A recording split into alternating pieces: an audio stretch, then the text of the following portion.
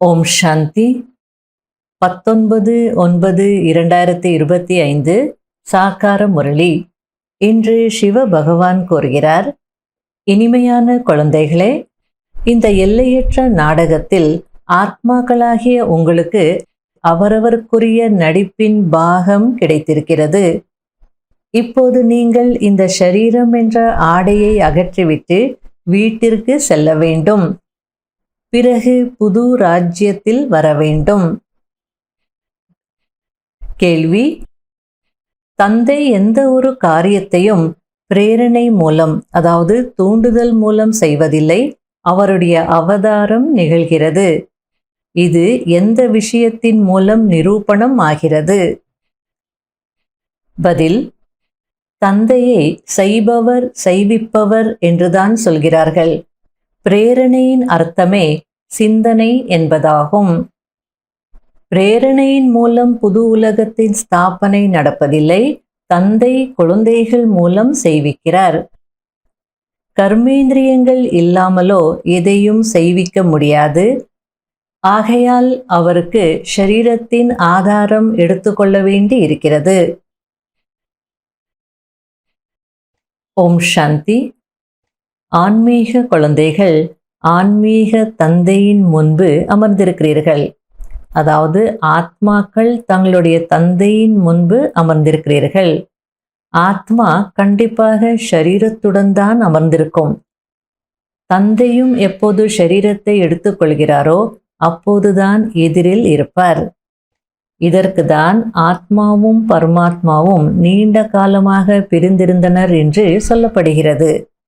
நாம் பரம்பிதாவுடன் அமர்ந்திருக்கிறோம் என்பதை குழந்தைகள் அறிவீர்கள். பரம்பிதா பரமாத்மா மற்றும் ஆத்மாக்களாகிய நாம் சாந்தி தாமத்தில் வசிப்பவர்கள். இங்கே பாகத்தை நடிப்பதற்காக வருகிறோம். சத்யுகத்தில் தொடங்கி கலியுக கடைசி வரை நடித்திருக்கிறோம். குழந்தைகளாகிய நீங்கள் இதுபோல் பாகத்தை நடித்திருக்கிறீர்கள் என்பதை படைப்பவராகிய தந்தை புரிய வைத்திருக்கிறார். இதற்கு முன்பு நாம் 84 பிறவிகளின் சக்கரத்தை சுற்றி வந்திருக்கிறோம் என்பது தெரியாமல் இருந்தது. சங்கம யுகத்தில் பழைய உலகத்தின் விநாசமோ நடந்தே ஆக வேண்டும். பரமாத்மா ஒன்றும் பிரேரணையின் மூலம் காரியம் செய்வதில்லை. பிரேரணை என்றால் சிந்தனை, வேறு எந்த அர்த்தமும் இல்லை. பிரேரணை மூலம் ஞானம் கிடைக்க முடியாது. தந்தை வருவதே இந்த கர்மேந்திரியங்கள் மூலம் தன்னுடைய நடிப்பை நடிப்பதற்காக. செய்பவர் செய்விப்பவர் அல்லவா?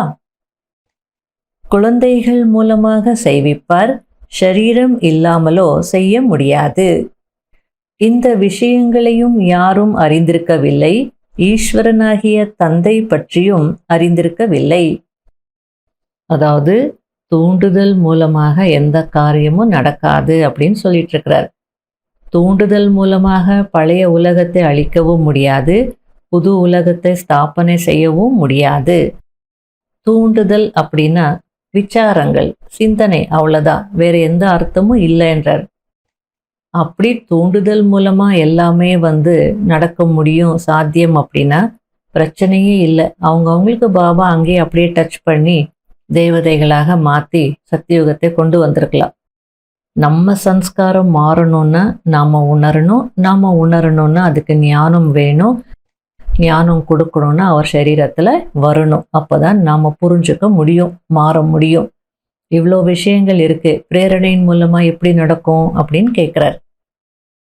பக்தி மார்க்கத்தில் கூட பகவான் உவாச்சு, பகவான் கூறுகிறார், பகவான் வாக்கு அப்படின்ற வார்த்தைகள் இருக்கு. ஆகாஷவாணி, ஆகாயத்தில் அந்த குரல் கேட்குது.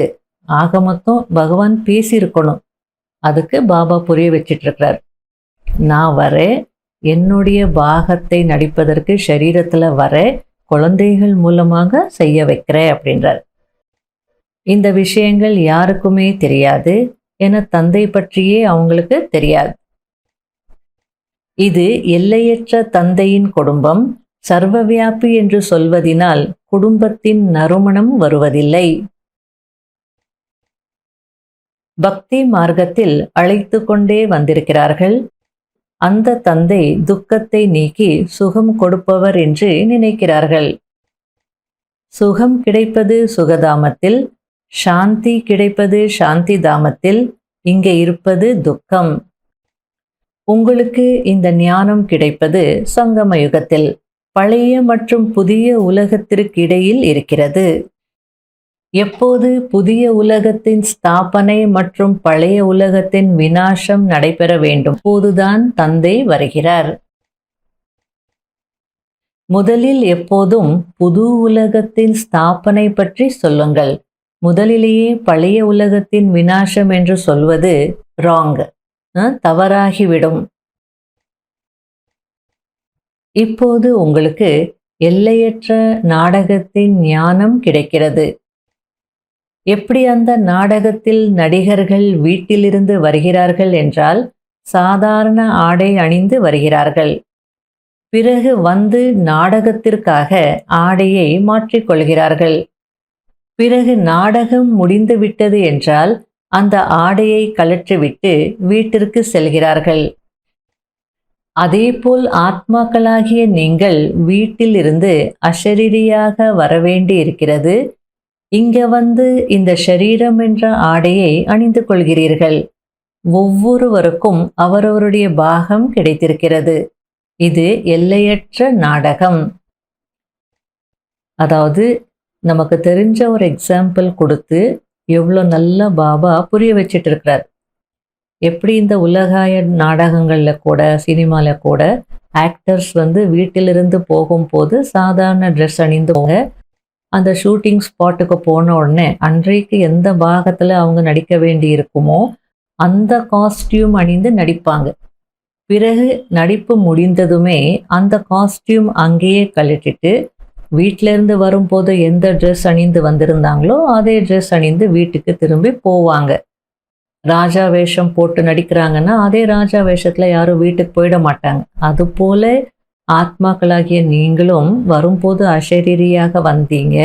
இந்த உலகத்துக்கு வந்த பின்னாடி ஷரீரம் என்ற ஆடையை அணிந்து பாகத்தை நடித்தீங்க. இப்போ ரிட்டர்ன் போகணும்னா இந்த ஷரீரம் என்ற ஆடையை இங்கேயே கழற்றிவிட்டு அஷரீரியாகி போகணும் அப்படின்னு சொல்றார். இப்போது இந்த எல்லையற்ற உலகம் முழுவதும் பழையதாக இருக்கிறது. பிறகு புதியதாக ஆகும். இந்த அனைத்து பாயிண்ட்ஸையும் பாபா ரிவைஸ் செய்ய வைக்கிறார்.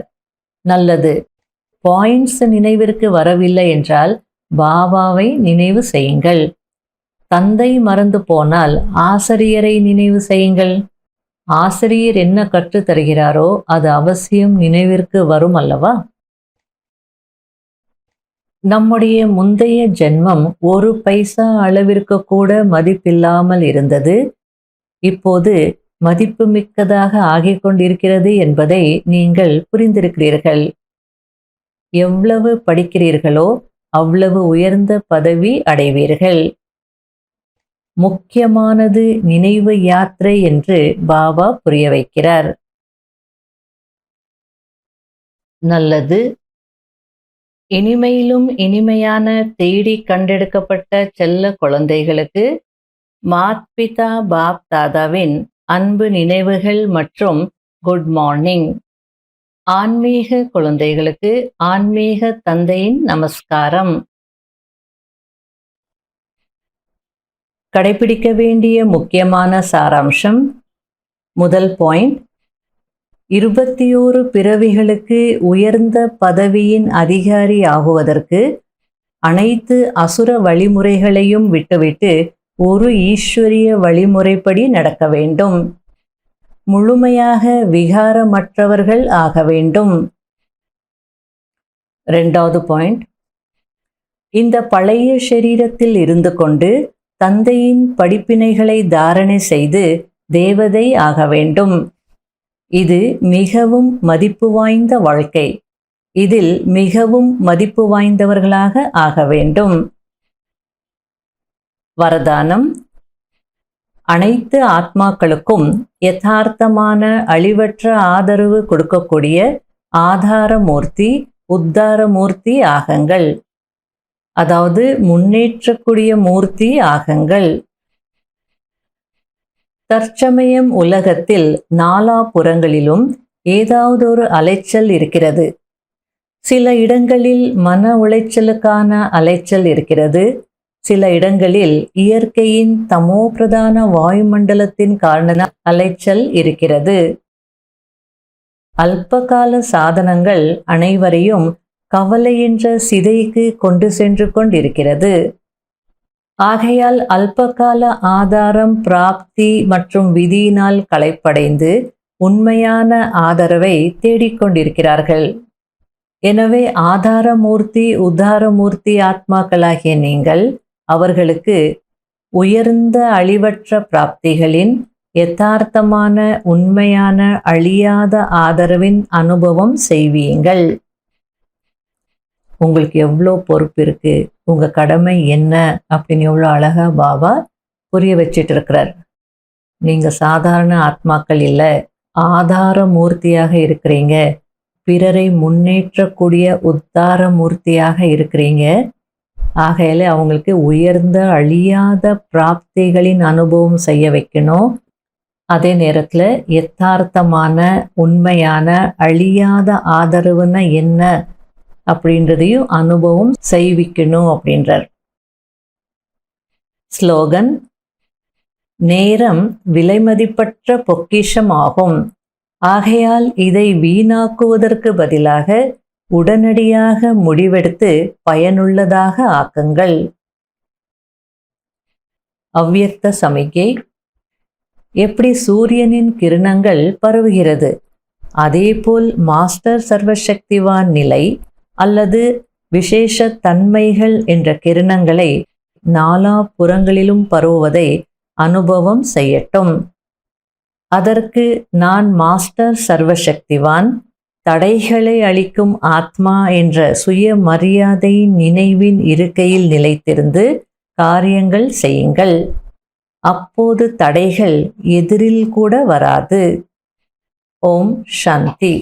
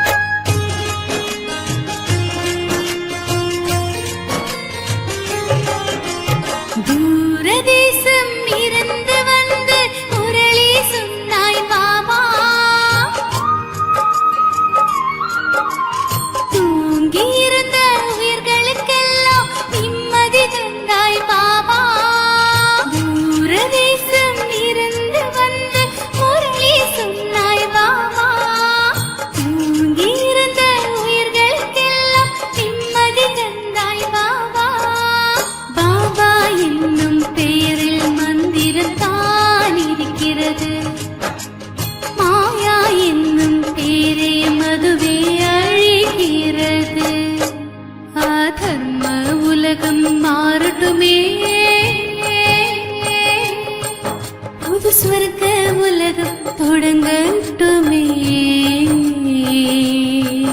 இன்னும் உயிர் பாபா உன் மனதில் பலியாகிறே. இன்னும் உயிர் பாபா உன் அன்பில் பலி